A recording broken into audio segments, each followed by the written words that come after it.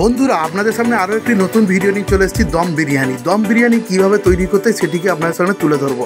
তো চ্যানেলটিকে যদি ভালো লাগে সাবস্ক্রাইব করে দেবেন, লাইক করে দেবেন, বেল আইকনটি প্রেস করে দেবেন। লাইক করলে মোটিভেট হয়ে ভিডিও বানানোর ইচ্ছা জাগে। তো দেখতে থাকুন, পুরো ভিডিওটি দেখতে থাকুন, দেখলে পুরো সম্পূর্ণ প্রসেস বুঝতে পেরে যাবেন।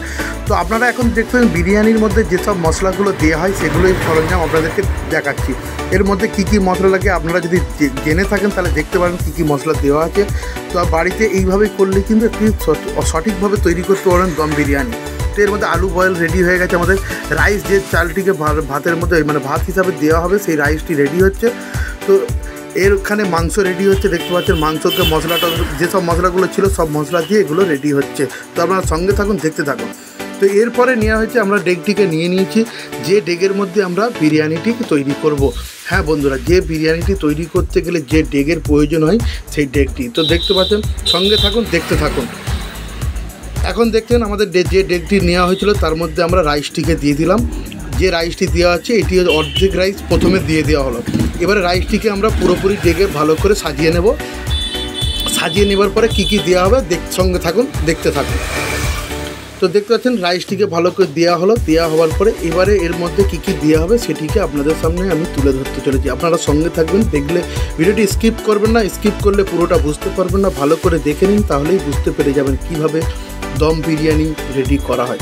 তো দেখতে পাচ্ছ তোমরা, আমরা রাইস দিয়েছি, এর মধ্যে দেওয়া এখন দেখতে পাচ্ছ তোমরা আমরা যেটা দিচ্ছি এটা হচ্ছে আলু বগরাকে জলের মধ্যে মিক্সড করে, মানে আমরা মিক্সার করে নিয়ে তারপরে ওইটাকে ভালো করে দিলাম যেটি ফ্লেভারটি আসার জন্য। এবারে দেওয়া হচ্ছে এর মধ্যে এই যেটা দেখতে পাচ্ছেন কেশরী রঙের সাথে দেওয়া আছে মিঠা আতর, কেওড়া জল এবং গোলাপ জলকে টোটালি মিক্সড করে তারপরে দেওয়া আছে ডেকের ফ্লেভারটি সুন্দর আসার জন্য। তো তারপরে আমরা দিয়ে দিচ্ছি গরম জলে পাউডার দুধকে, যেটা আমরা ভালো করে গুলে মিক্সটা করে নিয়েছি, নিয়ে সেই দুধটিকে চারিদিকে ডেকে ছড়িয়ে দেওয়া হচ্ছে যাতে দুধের যে ফ্লেভারটা আছে সেটা খুব সুন্দরভাবে আসে এবং টেস্টি বাড়ে। তো এরপরে আমরা দিয়ে দিচ্ছি এর মধ্যে কাজু কিশমিশ পরিমাণ মতো। এটিকে আপনারা দিতেও পারেন, নাও পারেন, এটা আপনাদের উপরে। এটি হচ্ছে অপশনাল, এটা দিলে ভালো লাগে, দিতে ডেকটাও সাজাতে দেখতেও ভালো লাগে। তো আপনারা যদি প্রয়োজন মনে করেন দেবেন, দিতে পারেন, নাহলে দেওয়ার প্রয়োজন। এরপরে দিয়ে হচ্ছে ব্রাউন অনিয়ন ফ্রাই, যেটাকে পেঁয়াজটাকে আমরা ফ্রাই করে নিয়েছি তেলের মধ্যে, সেটিকে দেওয়া হলো। ভালো করে দেওয়ার পর তারপরে দেওয়া হচ্ছে বয়েল আলুকে যেটা আমরা আপনাদেরকে দেখিয়েছিলাম প্রথমে বয়েল করে রাখা আছে, সেই আলুটিকে আমরা এর মধ্যে দিয়ে দিলাম। ভালো করে আলুটিকে সাজিয়ে দেওয়া হচ্ছে ডেকের মধ্যে। দেখতে পাচ্ছেন ডেকের মধ্যে ভালো করে আলুটিকে সাজিয়ে দেওয়া হলো। এবারে এরপরে আমরা এতে কী কী দেবো সেটিকে দেখার জন্য ভিডিওটিকে স্কিপ করবেন না, পুরোটা দেখতে থাকুন, তাহলেই বুঝতে পারবেন যে দম বিরিয়ানি সঠিকভাবে করার পদ্ধতি। এবারে আমরা যে বয়েল মাংস, যেটি মাংসটা রান্না হচ্ছিলো দেখতে মশলা দিয়ে, সেই মাংসটিকে আমরা তার উপরে দিয়ে দিলাম। মাংসটিকে এবার আমরা কি করব, ডেকের মধ্যে এটিকে আমরা ভালো করে সাজিয়ে নেব, পুরোটা ভালো করে সাজিয়ে নেব। তো তোমরা দেখতে পাচ্ছ আমরা মাংসটিকে এবারে আমরা ভালো করে ডেকের মধ্যে সাজিয়ে নিচ্ছি। হ্যাঁ, পুরোপুরিভাবে সাজিয়ে নিচ্ছি যাতে ডেকতে ভালো করে মানে দমটা রেডি করা যায়। প্রপার দমটিকে রেডি করার জন্য আমরা মাংসটিকে চারিদিকে যেমন আলুকে, রাইসকে সব কিছু যেমন দিয়ে সাজিয়ে নিয়েছিলাম, ফের মাংসটিকেও সেরকমভাবে সাজিয়ে নেওয়া হয়ে গেল। এখন তোমরা দেখতে থাকো, পরের যে কী দিচ্ছি সেটা তোমরা ভালো করে দেখো, ভালো করে স্কিপ করবে না ভিডিওটা, তাহলে বুঝতে পারবেন।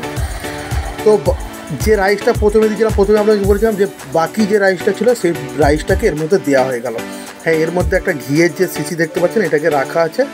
এই যে আটাটাকে আমরা কেন আটা মাখাটাকে দিচ্ছি এখানে, এটি একটু জানার ব্যাপার আছে। অনেকে হয়তো ভিডিও দেখেন যে আটা দিচ্ছে, কিন্তু কেন দেয় এটিকে জানতে হবে, তারপরেই তো দেবেন।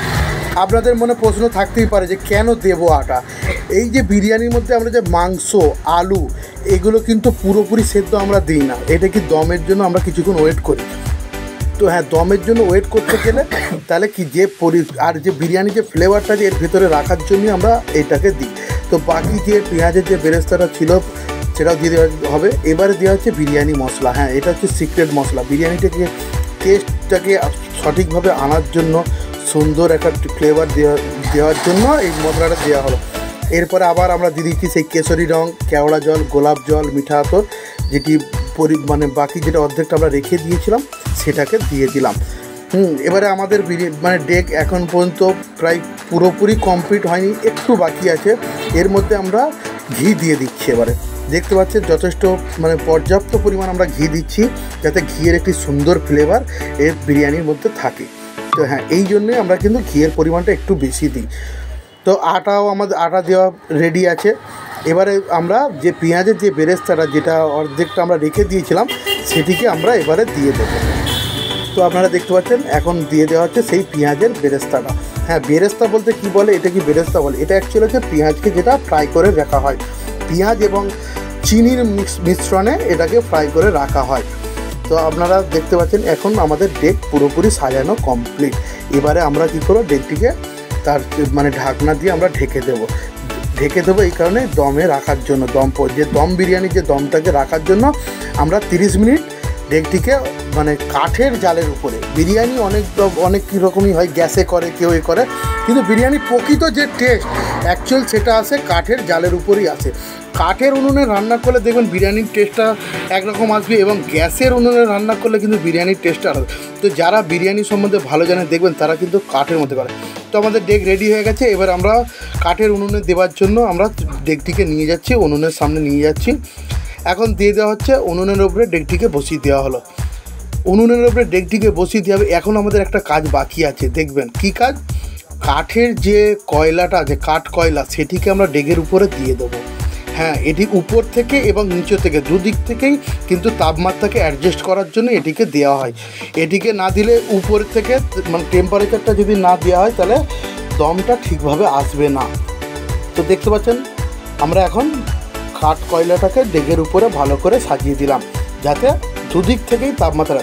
তো এখন এটিকে 30 মিনিট আমরা রাখবো। 30 মিনিট রাখার পরে এটিকে আমরা উনুন থেকে নামিয়ে নেব। তো আমাদের 30 মিনিট হয়ে গেছে, দেখতে পাচ্ছেন আমরা ডেকটিকে নামিয়ে নিচ্ছি। তো ডেকটিকে যে 30 মিনিট রাখা হলো, কিন্তু আমাদের যে পুরোপুরি যে কাজটা বাকি ছিল সেটি কমপ্লিট। এখন এই যে কাঠ কয়লাটা কিছুক্ষণ উপরে রাখবো, কেননা এটিকে যতক্ষণ না আমরা মানে যেখানে সার্ভিস করার জন্য রেডি যতক্ষণ না হচ্ছে ততক্ষণ আমরা কাঠ কয়লা রাখবো। তো আমাদের এখন ডেক পুরোপুরি রেডি, এখন কাটা হবে। ডেক কাটার প্রসেসটা হবে বিরিয়ানি কীভাবে ডেক থেকে মিশ্রণ করে তোলা হয়।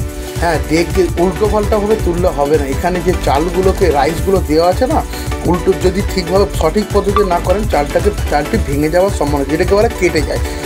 তো এখন আমরা আটা যেটা দিয়েছিলাম, আটা মিশ্রণটা আমরা ছাড়িয়ে দিচ্ছি, দিয়ে আমাদের এখন ডেক পুরোপুরি রেডি, আমরা সার্ভিসের জন্য প্রস্তুত। এখন এবারে আমরা দেব ডেকটিকে সার্ভিসের জন্য প্রস্তুত হয়ে গেছে। তো দেখতে পাচ্ছ আমার ধরেন সার্ভিসের একজন দাঁড়িয়ে, উনি নিয়ে যাবেন ডেকটি। তো এটি একটাই মিশ্রণ দেখালাম, এটি ছোট একটা কাজ ছিল। তো আপনাদের সামনে এই জন্য পুরোপুরি ভিডিওটি তুলে ধরলাম। চ্যানেলটিকে যদি ভালো লাগে সাবস্ক্রাইব করে দেবেন, লাইক করে দেবেন, বেল আইকনটি প্রেস করে দেবেন। লাইক করলে মোটিভেট হয় এবং ভিডিও বানানোর ইচ্ছা জাগে। তো এখন আপনারা দেখছেন কীভাবে সঠিক পদ্ধতিতে এবারে আমাদের এই মিশ্রণটি চলছে। আমরা বয়েল যে মাংসগুলো আছে সেটাকে আমরা উপরে কিছুটা করে নিচ্ছি, যাতে আমাদের সামনে এখন মানে জায়গা চলে এসছে যাতে বিরিয়ানি নিয়ে যাওয়া হবে। এর মধ্যে আমরা রাইস, আলু এবং মাংস সঠিকভাবে দিয়ে দেবো, যাতে সার্ভিস বয় সার্ভিসটা ভালো করে করতে পারে, যাতে মানুষের কাছে খাবারটি ভালো লাগে। তো যদি ভিডিওটি ভালো লেগে থাকে তো চ্যানেলটি অবশ্যই আবার একবার বলছি সাবস্ক্রাইব করে দেবেন, লাইক করে দেবেন, বেল আইকনটি প্রেস করে দেবেন। বেল আইকনটি প্রেস করে রাখলে ফের নতুন ভিডিও আসলে আপনারা মানে নোটিফিকেশান পেয়ে যাবেন। তো আবার দেখা হবে বন্ধুরা নেক্সট ভিডিওয়। তো ভালো থাকবেন বন্ধুরা।